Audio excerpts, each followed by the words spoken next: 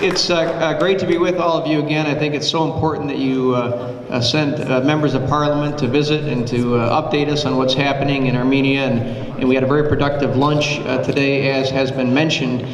Jackie mentioned my first trip with them, or the first folks I traveled with when I got to Congress, and it was to Armenia, and we went there for the commemoration. And I told the story a year ago, and someone reminded me of it, so if you've heard it before, but my recollection, aside from how welcoming and warm everyone was in Yerevan to us, it was cold on that day in April at the top of the mountain where the memorial is, and we didn't have overcoats.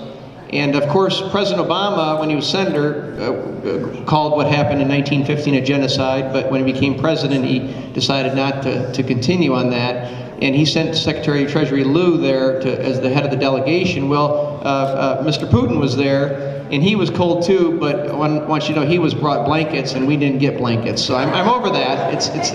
I was not able to go in September with Frank and Jackie. Our son had an engagement party, and my wife told me that if I went, I should just stay in Yerevan, and so I chose not to go. But it's a great honor to be here. We have a lot of work to do together.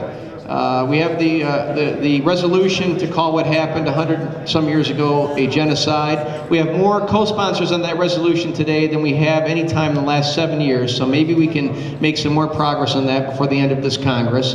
I'm pleased to tell you that I had an amendment included in our defense authorization bill to stop the sale of arms to Turkey, small arms to Turkey. I think that was important.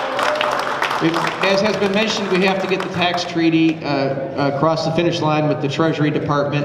And then generally I want to tell you, even as a Republican, when President Trump talks about America first, I agree with that. But for me, what that means is friends like Armenia, we need to have a strong relationship. We need to have you know that we are there to help you, and we are there to trade with you, and we are there to work with you to make sure that your citizens have the best dream in life they can, because that will help America more than anything else. So we want to make sure the administration and the State Department continues to understand how important this relationship is, and I'll do everything I can to accomplish that. And again, it's a great honor to be with you, and I appreciate the time and the invitation this evening.